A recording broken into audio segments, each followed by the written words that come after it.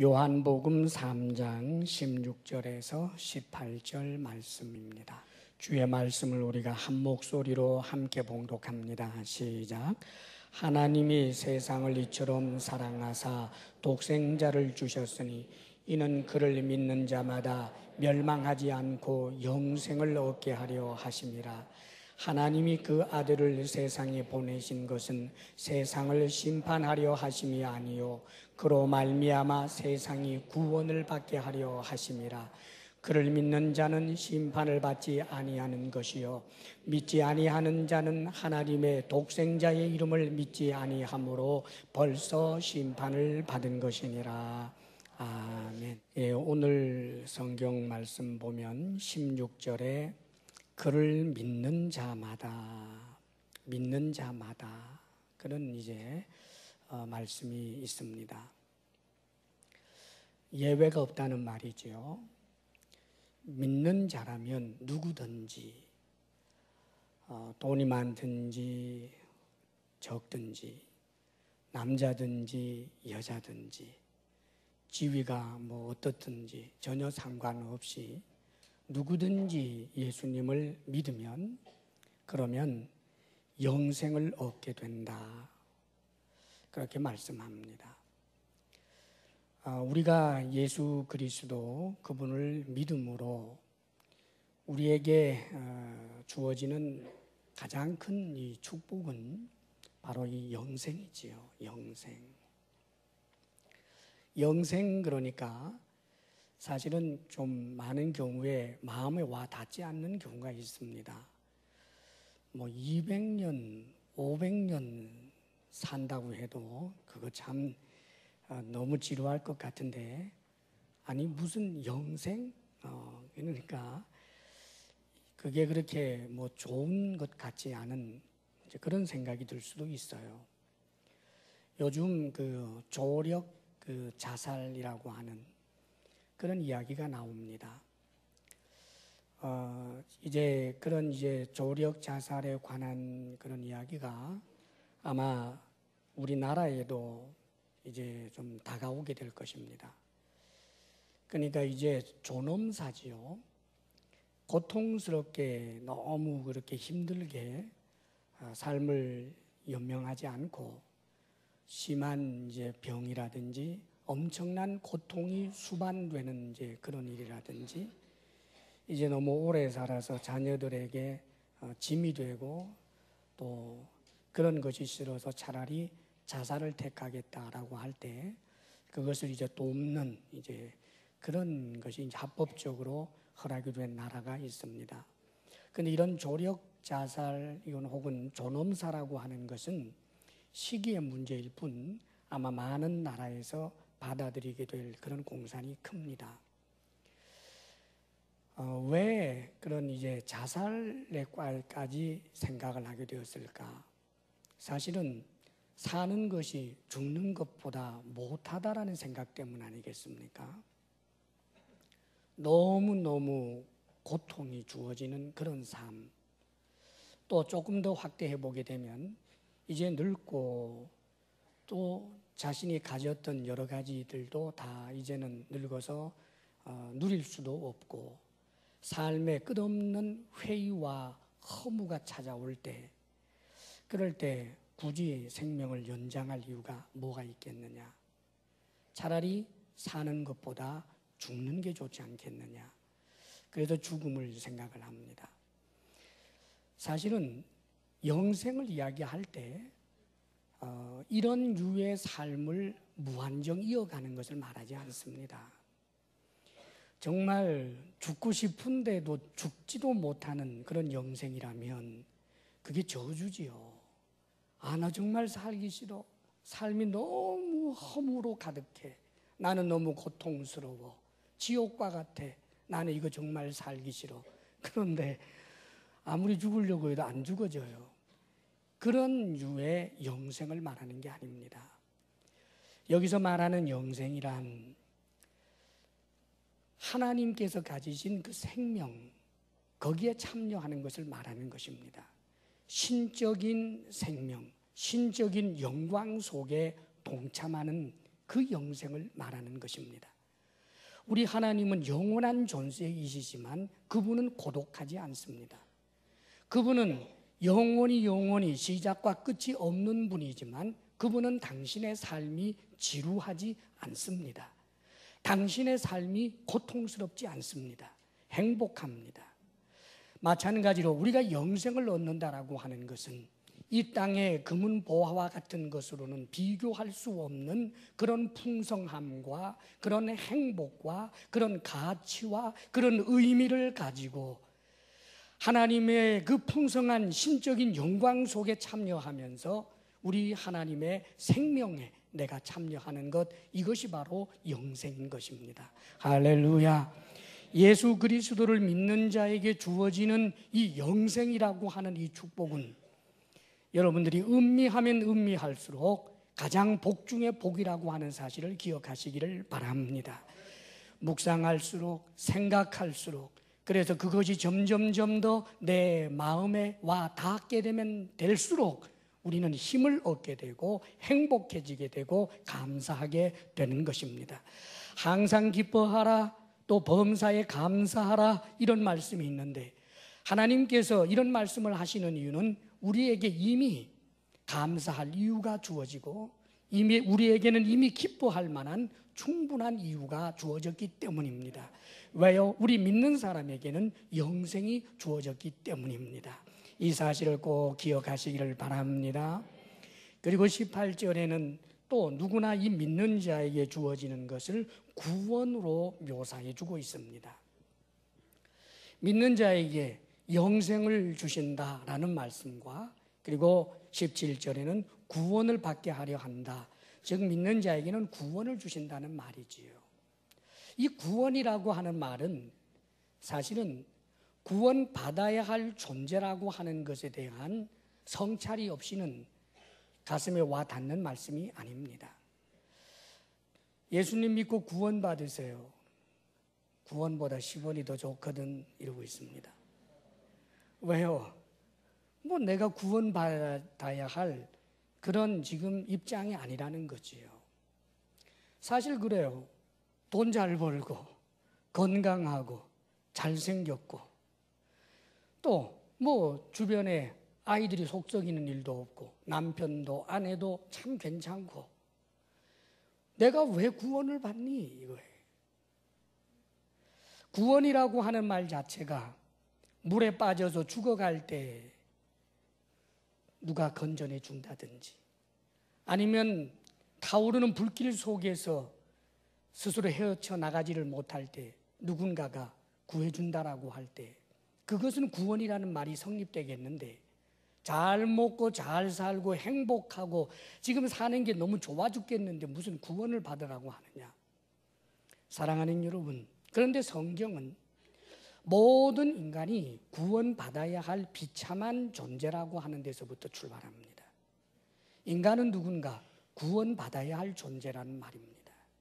돈이 많아도 잘생겼어도 권력을 쥐고 있어도 수많은 사람들에게 인기 절정을 그렇게 누리고 있다 할지라도 하나님께서는 인간을 향하여 비참하다라고 말합니다. 사실 이것은 사람이 바보가 아닌 다음에야 인생을 조금만 성찰하고 들여다보게 되면 아하, 인간은 비참한 존재라는 것을 알게 됩니다. 그렇지요. 내가 돈을 가졌습니다. 언제까지요?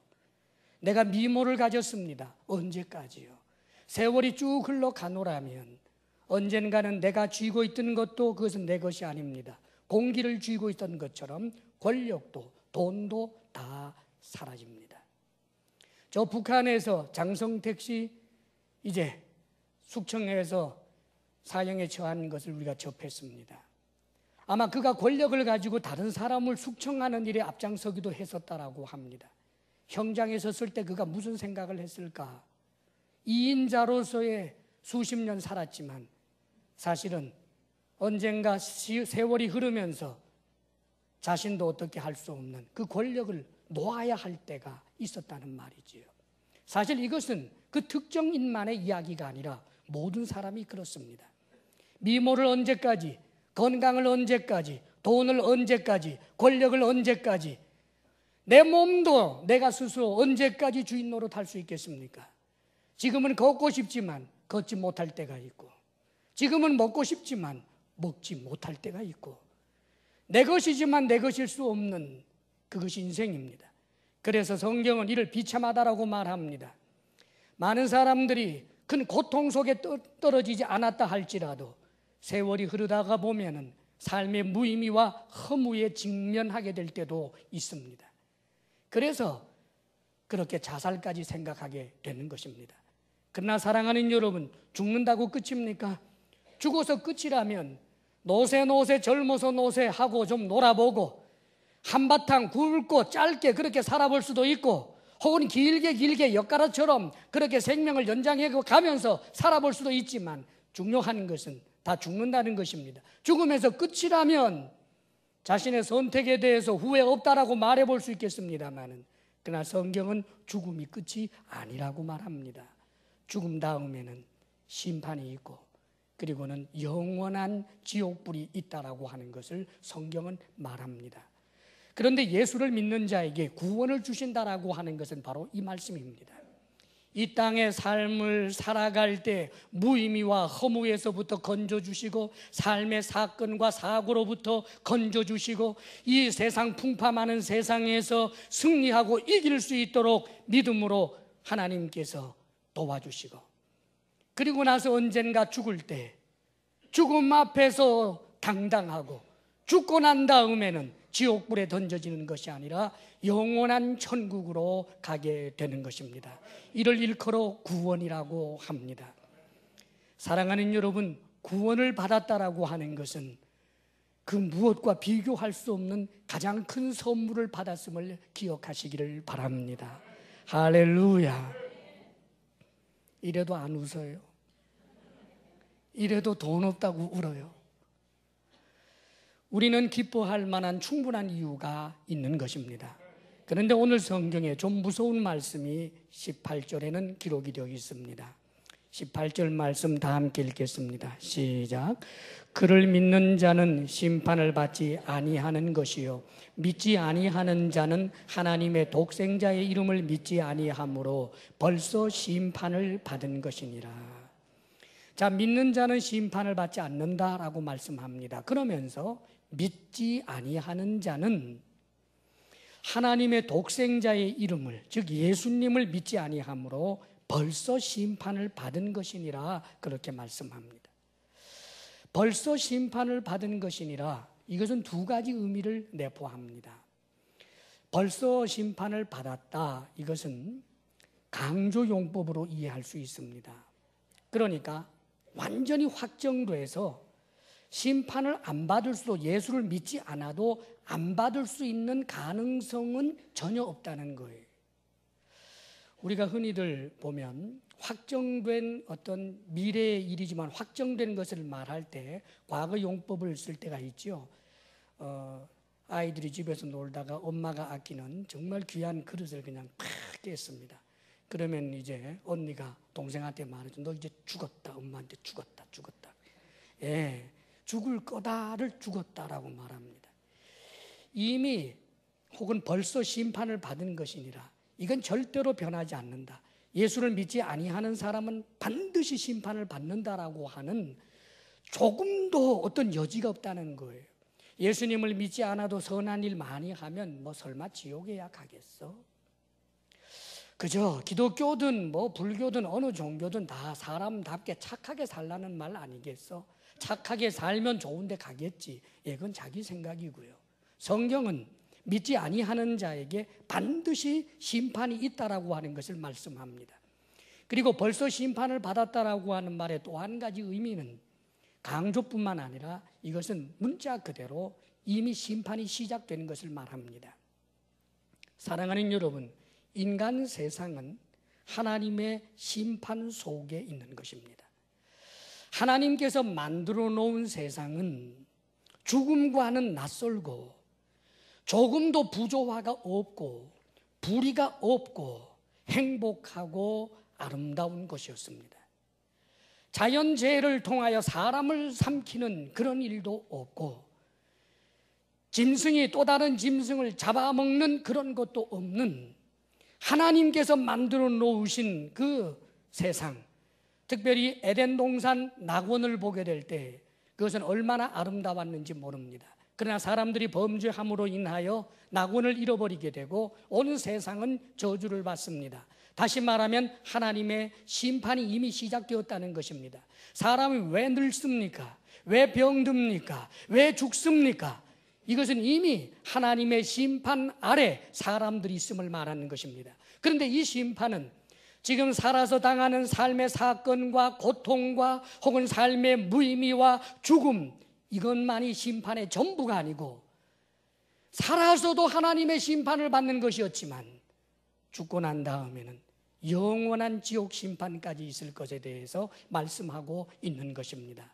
그러므로 심판이라고 하는 이 개념은 얼마나 무서운 일인지 모릅니다. 그런데 성경은 아주 단순하게 말씀합니다.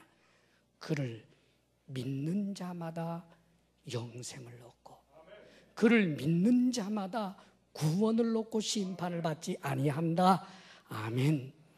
믿지 아니하는 자마다 심판을 면하지 못한다.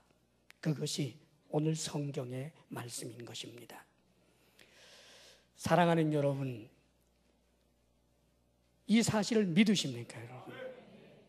그런데 우리가 믿는 자마다라고 할 때 이 믿음에 관한 문제를 좀 성찰해야 합니다. 믿음이란 도대체 무엇입니까? 믿음이란 많은 사람들이 오해를 하는 경우가 참 많습니다. 내가 가진 신념, 어떤 대상을 향한 내가 갖고 있는 확고한 신념, 믿음, 이것이 성경에서 말하는 믿음일까? 그렇지 않습니다. 제가 태어나 자란 고향에 독바우라고 하는 곳이 있습니다. 그 독바우라고 하는 그런 지명이 있게 된 것은 혼자 외따로 있는 바위가 있어요. 커다란 바위가. 어릴 때는 그 바위가 참 커서 거기 올라가서 놀고 뭐 그랬는데 요즘은 가서 보니까 조금만 하더라고요. 근데 그때는 왜 그리 커 보였는지 몰라요. 이 바위가 하나 있어요. 그 주변에는 뭐 돌이 없고요. 그래서 독바우입니다. 근데 그 독바우 바로 옆에 아주 기괴하게 생긴 나무가 하나 있어요. 근데 그 나무 이름을 제가 잘 모르겠습니다. 하여간 좀 베베 꼬여 있고 좀 흉하게 생겼습니다. 근데 그 나무에는 항상 얼룩덜룩한 게 많이 붙어 있어요. 그리고 때때로 보면 이른 아침에는 그 사람들이 그 동네 사람들이 와서 그 독바위에다 촛불 켜놓고 그들이 부르는 신령나무 앞에서 여러 가지 비는 일들이 많았습니다. 그래서 가끔 보면 그 초가 놓여있던 그런 흔적들, 촛농이 떨어진 그런 흔적들을 볼 때가 많습니다. 정성을 들이는 거지요. 그래서 그 동네 사람들은 신령나무에서 아들 낳게 해달라고 기도하기도 하고 또 가뭄이 심하면 온 동네가 이제 빨리 비를 달라고 또 거기에서 빌기도 하고 그렇습니다. 그래서 그 근처에 이제 큰 길이 나는데 그 독바위와 그 신령나무가 그 길 한가운데 있습니다. 자를 수가 없어요. 잘랐다가는 동네에서 난리를 치기 때문입니다. 그 동네 사람들은 그 신령나무를 참으로 영험한 나무라고 생각을 하고 그 나무의 앞에서 비는 겁니다. 그들에게 믿음이 있는 거예요. 어떤 믿음입니까? 사람들이 일방적으로 갖고 있는 믿음입니다. 신령나무가 나를 믿으라라고 말한 적이 없는데 자기들이 일방적으로 믿음을 가지고 있습니다. 때때로 예수를 믿는 사람들 가운데서도 기독교라고 하는 문의를 가지고 있으면서도 사실은 이런 방불한 그런 믿음을 갖고 있는 이들이 있습니다. 하나님을 내가 믿는 대로 되는 하나님이라고 생각을 합니다. 하나님이라고 부르지만 사실은 내가 믿는 대로 내가 이렇게 믿으면 이렇게 할 수밖에 없고 저렇게 믿으면 저렇게 할 수밖에 없는 그런 존재로 사랑하는 여러분, 이건 믿음이 아닙니다. 우상입니다. 하나님이라고 부르는 우상입니다. 성경에서 우리에게 가르쳐주는 믿음은 그런 것이 아닙니다. 믿음이란 하나님과 나와의 인격적 관계 속에서 형성되는 것입니다. 믿음이 무엇입니까? 믿음은 하나님이 살아계시는 것을 믿을 뿐만 아니라 그분의 인격에 대하여 전인격적으로 내가 믿는 것입니다. 그분을 사랑하고 그분이 나를 사랑하는 것을 믿고 내가 그분을 의지하고 신뢰하는 것입니다. 인격적인 관계, 이것을 이해하지 못하면 참 믿음을 갖지 못하는 것입니다. 자, 그렇다면 우리들은 어떻게 하나님과 그런 인격적인 관계를 갖는 그런 믿음을 가질 수 있었을까요? 그것은 바로 하나님께서 당신을 믿으라고 우리에게 말씀하셨기 때문입니다. 할렐루야. 그것이 믿음의 근거입니다. 내가 주님을 믿습니다. 주님을 믿으면 영생을 얻습니다. 주님을 믿으면 구원을 받습니다. 그 믿음은 사람들이 지어서 생각한 것이 아닙니다. 사람들이 어느 날 누군가가 생각하기를 나사렛 예수를 믿으면 천당 가, 나사렛 예수를 믿으면 구원을 받아. 사람들 쪽에서 사람들이 스스로 생각해서 나사렛에 자라난 예수라고 하는 목수 청년에게 그분은 그런 말을 한 적이 없는데 사람들 쪽에서 그렇게 내세워서 스스로 믿는 믿음, 그것이 아닙니다. 이 믿음은 하나님께서 벌써 우리에게 약속해 주신 말씀으로부터 출발하는 것입니다. 성경은 그런 내용으로 가득합니다. 아담 하와가 범죄하게 되었을 때 하나님께서는 아담 하와를 찾아갑니다. 아담과 하와가 범죄했을 때 범죄한 아담 하와를 쳐내버릴 자유가 있는 분이지만 놀랍게도 하나님께서 아담 하와에게 찾아가십니다. 그리고는 뱀에게 말하는 형식으로 사실상은 아담과 하와에게 약속의 말씀을 한 가지 합니다. 앞으로 여자의 후손이 뱀의 머리를 상하게 할 것이고 뱀은 여자의 후손의 발 뒤꿈치를 상하게 할 것이다. 메시아 약속입니다. 아담 하와에게 주어진 원시복음, 말하자면 이 메시아 약속을 하나님께서 하신 것입니다. 아담과 하와가 둘이 의논하면서 나중에 여자의 후손이 태어날 거야 라고 저들의 상상 속에서 무엇인가를 신앙체계를 세우는 것이 아니라 하나님께서 아담과 하와에게 말씀하신 것입니다. 아담과 하와는 그 말씀을 받아들이고 믿습니다. 이것이 믿음입니다. 성경은 계속해서 그렇게 이야기가 전개됩니다. 노아가 등장합니다. 어느 날 하나님께서 노아에게 먼저 말씀하십니다. 노아야, 내가 이 세상을 물로 홍수로 심판할 것이다. 내가 너와 네 가족들은 구원하겠다. 그리고 내가 택한 짐승들, 그런 생명체들을 구원하겠다. 그러므로 너는 지금부터 방주를 만들어라. 하나님께서 노아에게 약속하셨습니다. 하나님께서 노아에게 말씀을 하실 때 노아가 그 말씀을 믿고 받아들여서 방주를 만들었습니다. 그리고 하나님의 말씀대로 된 것입니다. 믿음의 출발은 노아 자신에게 있었던 것이 아닙니다. 노아가 어느 날 가만 생각하다가 아무래도 세상이 수상해, 방주를 만들어야 되겠어, 홍수가 나면 다 죽을 것 같아, 그거 스스로 예상하고 자신이 생각해서 한 것이 아니라 하나님 쪽에서 노아에게 말씀하셨고 그것은 약속이었고 노아는 그것을 믿음으로 인하여 그 믿음대로 구원을 얻게 된 것입니다. 할렐루야. 믿음은 그런 것입니다, 여러분. 계속해서 성경을 읽어보면 하나님께서 아브라함에게 어느 날 갑자기 말씀하십니다. 지금으로 말하면 저 이란이라든지 저런 지역에 있는 그런 아브라함에게 하나님께서 갑자기 놀라운 그런 영광 중에 말씀하십니다. 너는 너의 본토 친척 아비집을 떠나 내가 너에게 지시할 땅으로 가라. 내가 너로 인하여 큰 민족을 이루고 너를 복의 근원으로 삼겠다. 하나님께서 말씀하셨습니다. 하나님의 약속이었습니다. 아브라함 자신이 생각한 것 아닙니다. 나는 앞으로 복의 근원이 될 거야, 아닙니다.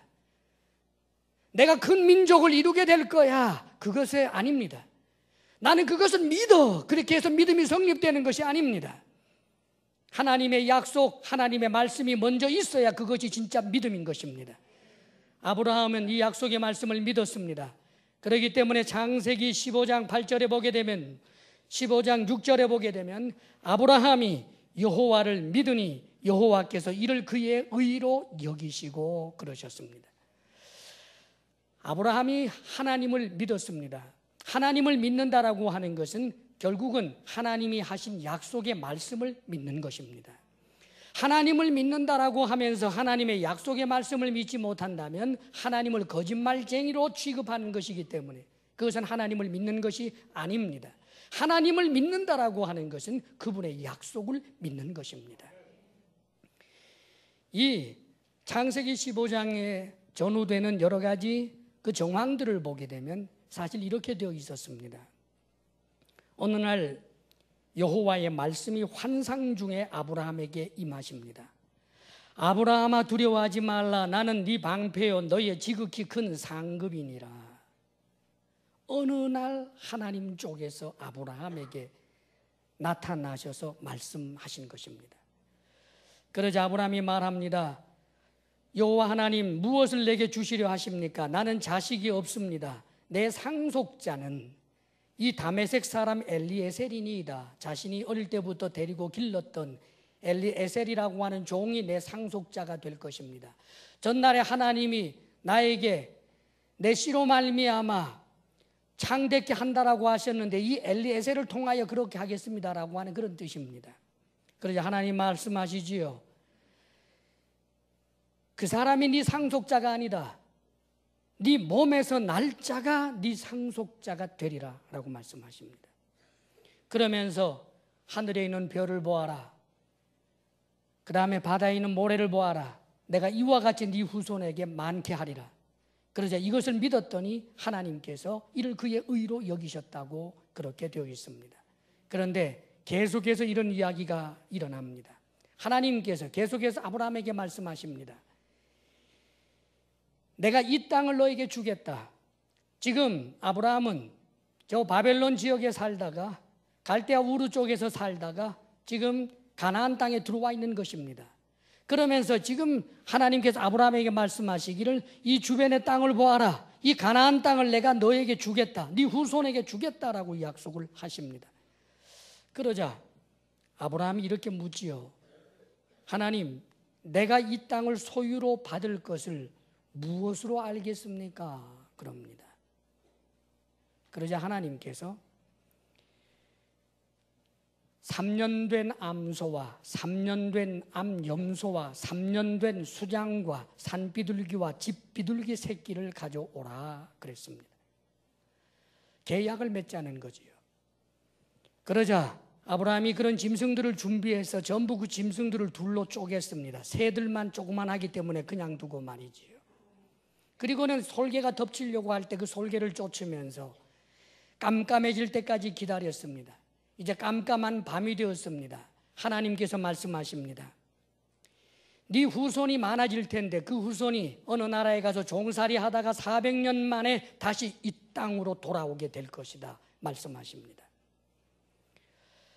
그러면서 이제 완전히 해가 져서 깜깜해졌을 때 놀라운 일이 일어났습니다. 화로가 보이고 그리고는 횃불이 보이더니 이 횃불이 쪼갠 짐승 사이를 지나갑니다. 그러면서 하나님께서 아브라함과 더불어 언약을 세워서 말씀하시기를 내가 이 땅을 애굽 강에서부터 그 큰 강 유브라데까지 네 자손에게 주겠다라고 하는 약속의 말씀을 하십니다. 자, 이게 무슨 의미일까요?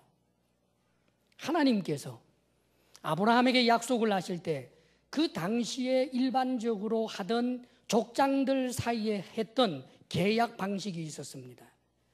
계약을 할 때 족장들이 짐승을 쪼개버립니다. 그러면서 내가 한 약속을 어기게 되면 이 짐승처럼 내가 쪼개진다라고 하는 그런 의미였습니다. 하나님께서는 아브라함 시대에 아브라함 동시대 사람들이 했던 그 계약의 방식을 따라서 하나님이 아브라함과 약속을 하시는 것입니다. 이 약속은 일방적인 약속이었습니다. 하나님이 먼저 말씀하시는 것입니다. 하나님께서 이렇게 하겠다고 약속을 하시면서 이 약속대로 되지 않는다면 내가 두 쪽이 나겠다라고 하는 그런 놀라운 약속을 아브라함에게 하신 것입니다. 아브라함은 이 약속의 말씀을 믿은 사람입니다. 그래서 그는 믿음의 조상이 되는 것입니다. 그는 그것을 믿었기 때문에 그 믿음대로 이삭을 번제로까지 바칠 수 있는 그 믿음이 행위로 연결되는 믿음의 사람이 되는 것을 우리는 보게 됩니다. 사랑하는 여러분, 그렇습니다. 무엇을 믿는 것입니까? 하나님의 약속의 말씀을 믿는 것입니다. 내 신념을 믿는 것이 아닙니다. 하나님은 허연수염이 있어, 이걸 믿는 게 아닙니다. 하나님은 너무나 사랑이 많으시기 때문에 어떤 사람도 지옥에 보내지 않아, 이것을 믿는 것이 아닙니다. 우리가 믿는 것은 하나님이 하신 말씀, 그 약속을 믿는 것입니다. 그렇기 때문에 내 믿음의 근거는 과연 그 믿음의 근거가 되는 약속의 말씀이 있는가를 살펴보아야 하는 것입니다. 성경은 계속해서 그렇게 전개되고 있습니다. 나중에 모세에게 하나님께서 역시 말씀하시고 율법을 주십니다. 약속이었습니다. 그리고 나중에 사사시대의 사사들을 통하여 하나님의 말씀대로 살게 되면 복을 받고 하나님의 말씀대로 살지 아니하면 하나님의 징계가 임한다라고 하는 것을 온 공동체가 경험하도록 하나님께서는 그 약속의 말씀을 근거로 해서 역사하신 것을 성경은 보게 됩니다. 다윗에게 하나님께서 약속해 주셨습니다. 그리고 이스라엘이 망하고 바벨론으로 포로로 끌려가게 될 때 예레미야 선지자라든지 이런 선지자들을 통하여 역시 말씀하셨습니다. 그리고 저 포로로 잡혀가 있는 다니엘과 같은 사람을 통해서도 하나님께서는 역시 말씀하셨습니다. 그 하나님께서 하신 그 약속의 말씀들을 모아놓은 것이 구약 성경인 것입니다. 할렐루야. 하나님께서 선지자들을 통하여 이렇게 저렇게 끊임없이 말씀하시다가 나중에는 말씀 자체이신 하나님이 이 땅에 오셨습니다. 그분이 예수님이십니다. 예수님, 그렇습니다. 말씀이 육신이 되어 이 땅에 오신 것입니다. 말씀이신 하나님, 성자 하나님께서 이 땅에 사람이 되어 오셨습니다. 그리고 주님께서는 약속의 말씀을 또 하십니다. 오늘 읽은 이 요한복음 3장 16절에서 18절의 이 약속의 말씀은 우리 주님께서 니고데모와 더불어서 이야기를 하다가 주님께서 하신 약속의 말씀인 것입니다. 주님 당신이 당신의 입으로 당신을 믿는 자는 구원을 얻는다. 나를 믿는 자는 영생을 얻는다. 나를 믿지 아니하는 자는 심판을 받는다. 그 말씀을 하십니다. 주님께서는 나는 부활이요 생명이니 나를 믿는 자는 죽어도 살겠고 나를 믿는 자는 영원히 산다. 그런 말씀을 주님께서 하셨습니다. 사랑하는 여러분, 그런데 문제가 있지요. 주님 시대에 많은 바리새인들과 유대인들의 고민이 있었습니다. 우리 주님께서는 그의 가르치는 그런 가르침 현장 속에서 이런 말씀을 많이 하셨기 때문입니다. 당신이 메시아라고 말씀하시고 당신을 통해서 구원을 받는다라고 하는 그런 말씀을 하십니다. 그런데 정말 주님이 하나님께로부터 온 하나님의 아들이라고 하는 증거를 그 당시 유대인들이 찾기가 어려웠습니다. 예수, 당신이 하는 말이 진리라고 하는 것을 어떻게 증명할 수 있느냐? 바로 그것이었습니다. 무엇으로 증명할 수 있습니까, 여러분? 증명할 수 없는 것이었습니까? 사실은 그렇지 않습니다. 예수님께서는 당신이 행하는 수많은 기사와 이적과 당신이 가르치시는 그 가르침의 권세를 통하여 당신이 하나님의 아들이라고 하는 것을 스스로 증명하셨습니다. 그런데도 사람들은 잘 믿지 않았습니다. 예수님께서 유대인들과 더불어 이야기를 하시면서 그런 말씀을 하십니다. 나는 하늘에서 왔다. 하늘에서 내려왔다라고 말합니다.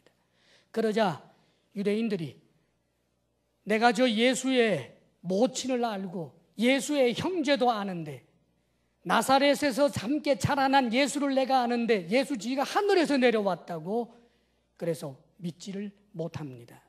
사랑하는 여러분, 예수님께서 하신 이 말씀이 사실 거짓말입니까?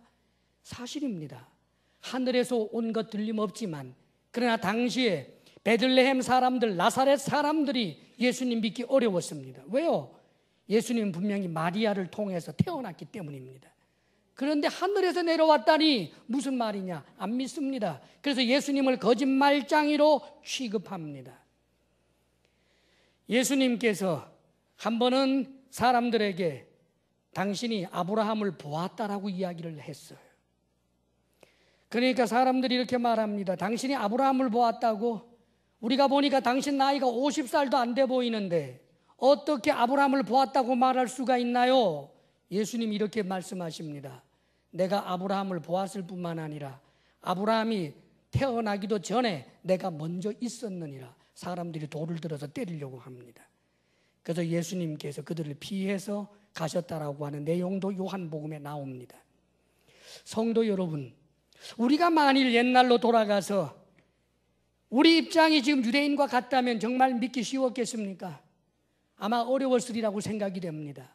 50살도 안 돼 보이는 젊은 예수님이 아브라함을 보았다라고 말할 뿐만 아니라 아브라함보다 먼저 있었다라고 말합니다. 예수님 당신이 하늘에서부터 내려왔다라고 말합니다. 이걸 어떻게 믿을 수 있느냐는 말입니까, 여러분? 그런데 사랑하는 여러분, 믿을 수 있습니다. 그것은 예수님을 따르던 예수님의 제자들이 예수님의 가르침을 들을 뿐만 아니라 예수님이 보여주었던 그 모든 기사와 표적을 보았기 때문입니다.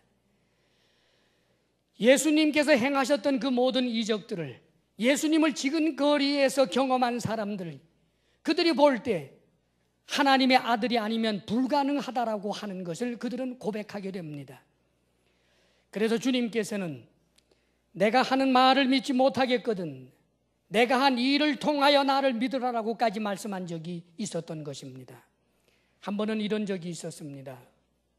우리 주님께서 날 때부터 소경된 사람을 보시고 그가 고쳐달라고 할 때 소경에게 하나님께서 우리 주님께서 진흙을 이겨서 그의 눈에 바르시고는 실로암에 가서 씻으라 그랬습니다.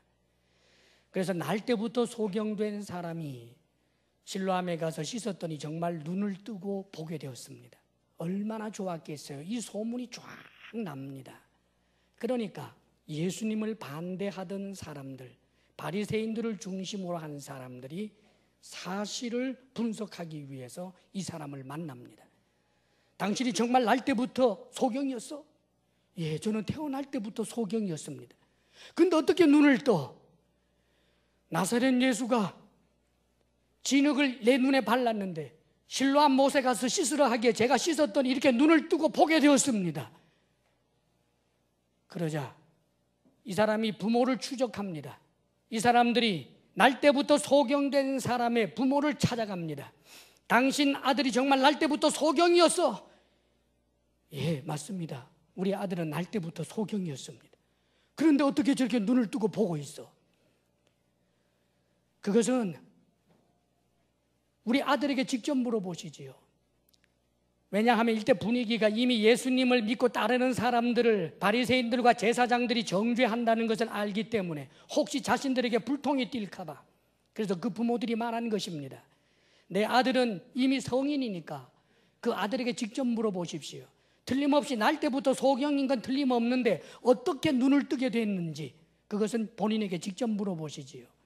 그래서 이 사람들이 다시 그 소경 불렀습니다. 두 번째 불러서 당신 정말 날 때부터 소경이야? 예, 맞습니다.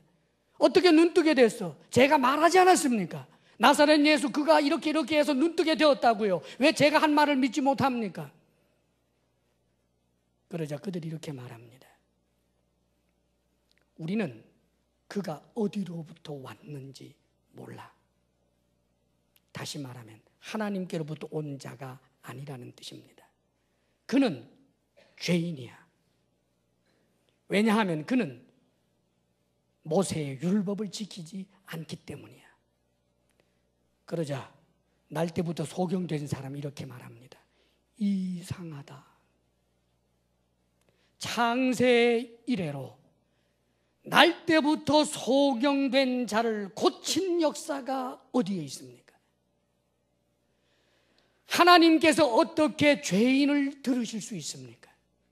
그가 하나님께로부터 온 자가 아니라면 어떻게 날 때부터 소경된 내가 이렇게 눈을 뜰 수가 있습니까? 저는 그가 하나님께로부터 온 자라는 것을 믿습니다. 이렇게 이야기를 하니까 배우지도 못하고 율법도 모르는 것이 누구를 가르치려고 그래 하면서 썩내고 갔다. 그런 내용이 요한복음에 기록이 되어 있습니다. 단순하게 생각하십시오. 우리 주님께서 당신이 하늘에서부터 온 하나님의 아들이라고 하는 이 이야기는 교묘한 언술로 말한 것이 아닙니다.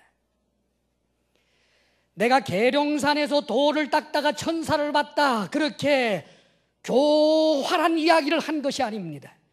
당신이 하나님의 아들이라고 하는 그 사실을, 죽은 자를 살리면서 오병이어의 기적을 일으키면서 문둥병자를 고치면서 안진뱅이를 그 자리에서 일어나게 하면서 풍랑치는 바다 위를 걸으면서 풍랑치는 바다를 잠잠하라라고 명령하면서 당신이 하나님의 아들이라고 하는 것을 말로만 주장할 뿐만 아니라 당신이 행하는 이적을 통하여 다 보여주셨던 것입니다.